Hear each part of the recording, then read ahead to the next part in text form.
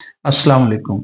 ये उसी सीरीज़ का पार्ट 2 है जिसमें उज़्मा कारदार और साहिल अदीम की हीटेड डिबेट हुई अंडर एज मैरिज के हवाले से।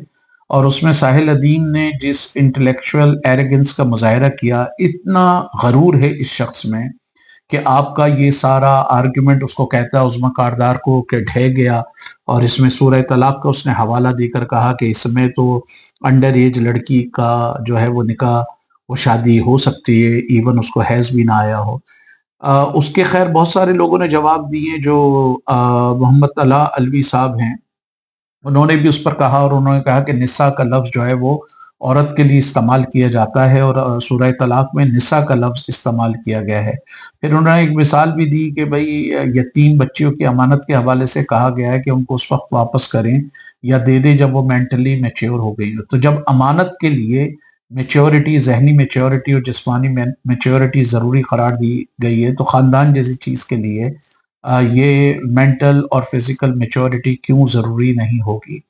फिर उन्होंने वो एक हवाला दिया कि वो जो डफ बच्चियों ने बजाई थी जब रसूलुल्लाह सल्लल्लाहु अलैहि वसल्लम मदीने गए थे, तो उनके लिए निसा का लफ्ज़ इस्तेमाल नहीं किया गया, बल्कि जवेरियात का, if I can rightly recall, जवेरियात का लफ्ज़ इस्तेमाल किया गया है। और नाबालिग लड़कियों के लिए भी उन्होंने कहा कि अरबी में दूसरा वर्ड है, निसा नहीं है। निसा का वर्ड जो है वो सूरह तलाक में इस्तेमाल किया है, जिससे सीधी-सीधी मुराद औरत है, कोई बच्ची नहीं है। और उनके ख़्याल में साहिल अदीम यहाँ गलत बयानी कर रहे हैं, या साहिल अदीम जो है वो उस आयत की गलत तशरीह कर रहे हैं। अब ये जो मुस्लिम दुनिया में बहस रही और साहिल अदीम जैसे दकियानूसी लोग भी इसका जवाज़ लेकर अंडर एज लड़कियों की शादी को जो है वो लेजिटिमाइज़ करते हैं, उसमें हज़रत आयशा का अमूमन हवाला दिया जाता है। ज़्यादातर मौलवी कहते हैं कि उनकी 6 साल में निकाह हुआ और 9 साल में रुखसती हो गई। लेकिन इसमें जो है वो नीलोफ़र अहमद साहिबा ने, रिफ़त हसन साहिबा ने और बहुत सारे लोगों ने इस पर बात भी की है।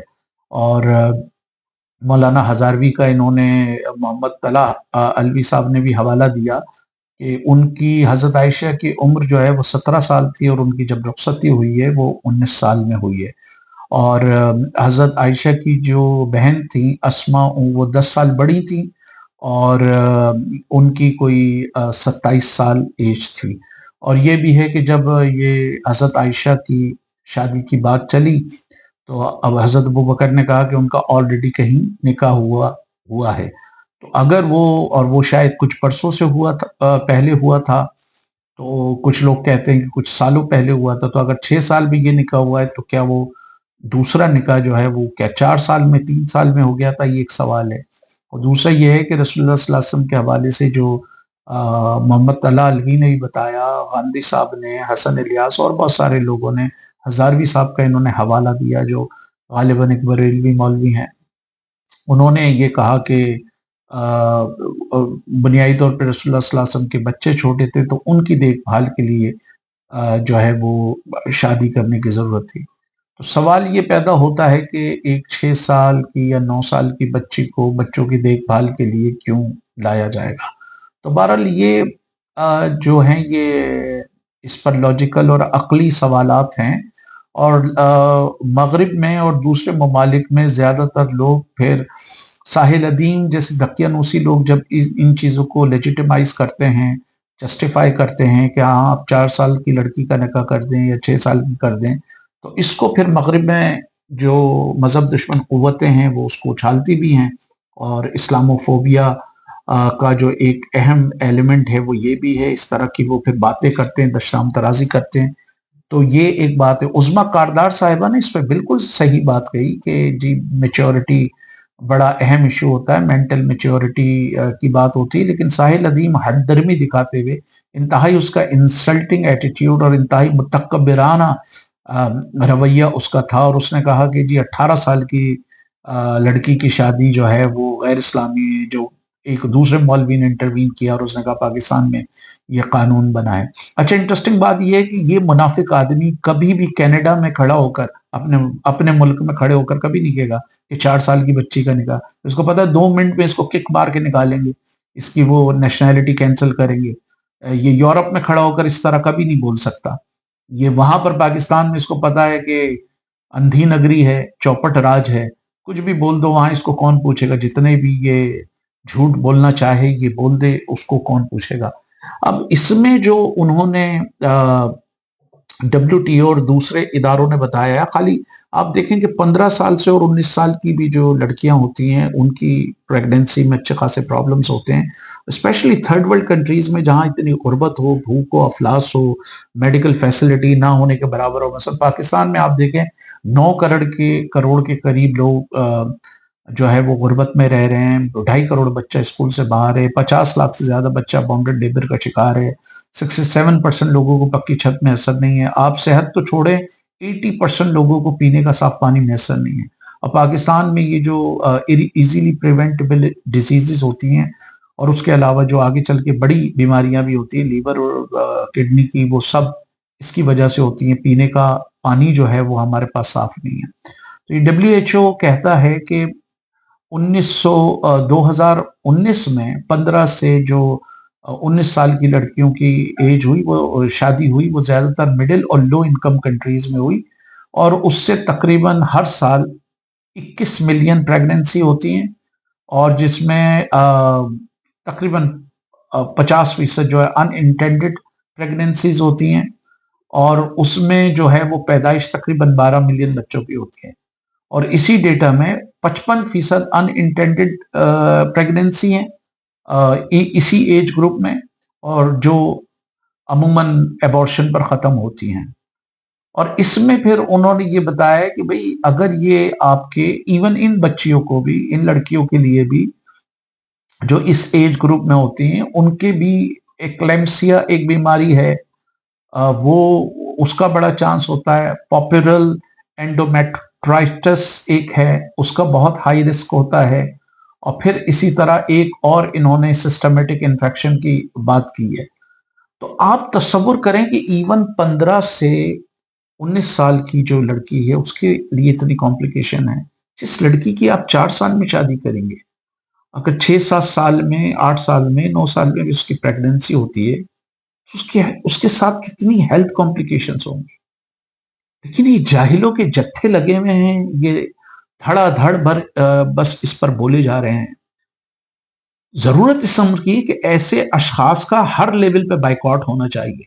इससे पूछा जाना चाहिए जिस तकरीब में जाए कि सर आपने अपनी बच्चियों की 4 साल की उम्र में क्या कर दिया इनका, आपने अपने भाई की बच्चियों को, अपने खानदान की बच्चियों को कर दिया है। इसी तरह इससे पूछा जाए। एक बात जो और अहम है, जो चैनल वालों को सोचना चाहिए, क्योंकि साहिल अदीम बहुत झूठ बोलता है और इसके फॉलोवर्स भी बहुत झूठ बोलते हैं। इवन गूगल सर्च भी इसके दावों पर जो है अगर आप करते हैं तो वो भी इसके दावों को शक की नजर से देख रही है। अब इसके एकेडमिक क्रेडेंशियल का बड़ा मसला है। इसके फॉलोवर्स ने या इसने डायरेक्टली या इनडायरेक्टली लिखा है कि जी इसने यूनिवर्सिटी ऑफ शिकागो से और मेट्रोपॉलिटन यूनिवर्सिटी जो टोरंटो की उससे पढ़ा है। अब देखें गूगल सर्च क्या कह रही है। Sahil Adeem has frequently stated in public appearances and podcasts that he pursued studies at the University of Chicago and Toronto Metropolitan University, formerly Ryerson University. ये कह रहे साहिल अदीम ने अपने पॉडकास्ट में और पब्लिक अपीयरेंस में बहुत दफा, फ्रीक्वेंटली, बहुत कई दफा ये कहा है कि उन्होंने पढ़ाई यूनिवर्सिटी ऑफ शिकागो और टोरंटो मेट्रोपॉलिटन यूनिवर्सिटी में जो है अपनी पढ़ाई की।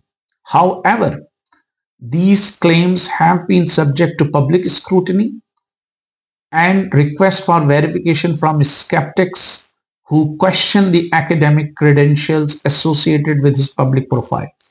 लेकिन बहुत सारे नाक़िदीन ने और बहुत सारे क्रिटिक्स ने, स्केप्टिक्स ने जो शक करते हैं, उन्होंने इसकी जांच पड़ताल का मुतालबा किया और इससे पूछा है कि भाई बताएं इसका क्या सबूत है। कोई सबूत इसने नहीं दिया। और ये इस जो चीज शक में डालती है वो ये है कि शिकागो यूनिवर्सिटी की जो डिग्री है वो $1.5 लाख की है। ठीक है, जो बज़ाहिर नहीं लगता कि 15-20 साल पहले इसकी इतनी औकात होगी। ये तो अभी इसने बड़े नोट कमाने शुरू कर दिए इसे। और जो कनाडा की जो मेट्रोपॉलिटन यूनिवर्सिटी है, अगर वहां के आप शहरी हैं तो वो भी $16,000 से ज्यादा है। अगर 2 साल का मास्टर है तो फिर आप लगा लें, और उसमें अगर दूसरे एक्सपेंसेस लगा लें। इंटरेस्टिंग बात ये जो इसने اپنے اس میں مینشن کیا، ایک سگما کورس مینشن کیا ہے. اب سگما جو ہے یہ بات سمجھ میں نہیں آتی کہ پہلے اس نے 1.5 لاکھ کی ڈگری کی شکاگو سے، میٹروپولیٹن سے کی 30-40 ہزار کی، تو مجموعی طور پہ $1.5-2 لاکھ اس نے خرچ کیے. اس کے بعد یہ $50 یا $100 کا ایک سگما کورس کرتا ہے. تو یہ بالکل ایسی ہے کہ پہلے آپ شفا انٹرنیشنل سے 2 کروڑ کی ڈگری کریں، MBBS یا لم سے آپ 1 کروڑ کی کوئی ڈگری کریں، اور اس کے بعد علامہ اقبال اوپن یونیورسٹی سے کوئی 2,000 کا کورس کریں. تو اس کی کوئی لاجک سمجھ میں نہیں آتی. تو اس سے پھر شک پڑتا ہے، اور پھر یہ پتہ چلتا ہے کہ اصل میں اس نے کیا خالی سگما ہے. اینی وے یہ اسپیکولیشن ہے. He can always correct me. ویسے بائی دا وے میں نے ان دونوں یونیورسٹیز کو بھی لکھا ہے کہ میں نے اپنے طور پہ اس کو جاننے کی کوشش کی، بیکاز مجھے یہ بڑی کیوریوسٹی ہے. ٹامس سول سے آپ اختلاف کر سکتے ہیں، وہ شکاگو یونیورسٹی کا ہے. ملٹن فرائیڈ مین ہے، شکاگو بزنس اسکول دنیا میں مشہور تھا. ان کا نقطۂ نظر سے ہمیں اختلاف ہے، لیکن لازمی بات ہے کہ ان کے ایک ایکیڈیمک کریڈینشیل ہیں. اسی طرح جو کینیڈا کی یونیورسٹی، تو اگر یہ واقعی وہیں کا ہے تو مجھے تو بڑی حیرت ہوگی کہ اس طرح کی وہاں سے پڑھنے کے بعد بھی اگر اس کے خیالات ہیں تو ون کین اونلی ماتم ہی کر سکتا ہے.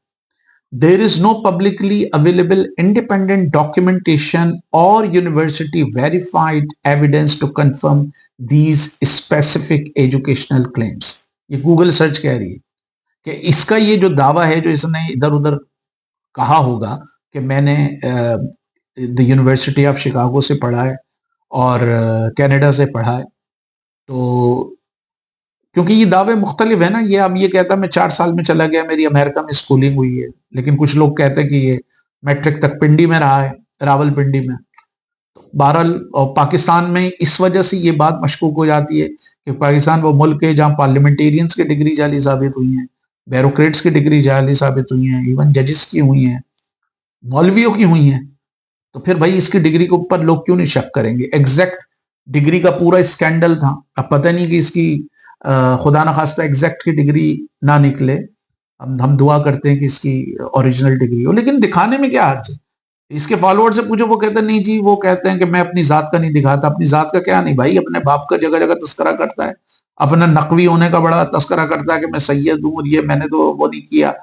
اپنے پیسوں کا بڑا بتاتا ہے کہ میرے پاس ملینز آف ڈالرز ہیں، پھر بھی وہ ہزار کی ٹکٹ لگوا کے پھر بھی پیسے بٹور رہا ہوتا ہے. تو چینل سے بھی یہ گزارش ہے کہ نیکسٹ ٹائم جب اس کو بلائیں اس سے کیٹیگوریکلی پوچھیں، اور ایسا نہ ہو کہ وہ پوچھیں کہ سر آپ نے شکاگو یونیورسٹی سے آپ نے ڈگری کی ہے کوئی، تو یہ کہتے آپ کو پتا ہے طاغوت کیا ہوتا ہے، اور پھر پوچھیں کہ سر وہ آپ نے کیا میٹروپولیٹن یونیورسٹی سے کی ہے، آپ کو پتا ہے انفیریئر اور سپیریئر سائیکالوجی کیا ہوتی ہے. تو یہ اس کا بڑا معاملہ ہے. اور جتنے بھی چینل والے ہیں، میں آئی وڈ ہائیلی ریکمینڈ کہ وہ شہزاد غیاث نے جو پورا اس کا پوسٹ مارٹم کیا ہے اس کے دعووں کا اور اس کے ناٹکوں کا، اس کو ضرور ڈیٹیل میں دیکھیں. 2-3 اس نے ویڈیوز کی ہیں، اور سوالات رکھیں. سوال رکھنے میں کیا حرج ہے؟ اس میں تو کوئی ایک فیکچوئل چیز ہے نا، ڈگری کی ہے تو بتا دے، نہیں کی ہے تو بھی بتا دے. لیکن یہ گوگل سرچ کے مطابق تو پبلکلی کئی دفعہ کہہ چکا ہے کہ میں نے یونیورسٹی، جب اس سے ایویڈنس مانگے جائے تو کہتا ہے میں جی اپنی ذات کے بارے میں بات نہیں کرتا. اور بقیہ ساری اس کی باتیں ہو رہی ہوتی ہیں اپنی ذات کے بارے میں، اپنے والد کی شاعری کے حوالے سے بھی، اپنے نقوی ہونے کے حوالے سے بھی، اپنا پھر شافعی ہونے کے حوالے سے بھی، اپنے خاندان کا عادت شیعہ عادت سنی ہونے کے حوالے سے، وہ ساری باتیں ہو رہی ہوتی ہیں. ڈگری کی بات ہوتی ہے تو کہتا ہے نہیں جی میں ذات کے بارے میں اپنی بات نہیں کرتا. تو ضرورت اس امر کی ہے کہ اس کے جھوٹ کو سمجھیں، اس کے جھوٹے دعووں کو سمجھیں، اس کے ڈسٹورشن کو سمجھیں، اور جس مجلس میں، جس محفل میں، جس اسکول میں، جس کالج میں، جس پوڈ کاسٹ میں یہ جائے، اس سے تلخ سوالات کیے جائیں، کیونکہ یہ کوئی پہلا بندہ نہیں ہے. اگر آپ دیکھیں مذہب کے نام پہ چورن بیچنے والے کتنے فراڈی نکلے. اوشو نے پورا آشرم بنایا تھا ہندوستان میں، رام رہیم، بعد میں کتنے اسکینڈل نکلے. امریکہ میں بہت سارے ہو، اور یہ کوئی ابھی کا تھوڑی ہے. آپ قرون وسطیٰ میں دیکھ لیں، وہ جو انڈلجنسز ہوتی تھی اس کے وہ سرٹیفکیٹ وغیرہ ایشو کرتے تھے. پاکستان میں کتنے پیر فقیروں کے ہم روزانہ قصے پڑھ رہے ہوتے ہیں، مدرسوں کے مولویوں کے قصے پڑھ رہے ہوتے ہیں. تو بھائی یہ مذہب کے نام پہ چورن بیچ کے عقیدت کا حالہ بن کر لوگوں کو بلائنڈ کرنا، یہ کوئی نیا گیم نہیں ہے، پرانا گیم ہے. اس لیے we all have to be careful and we all have to pose tough questions to this guy.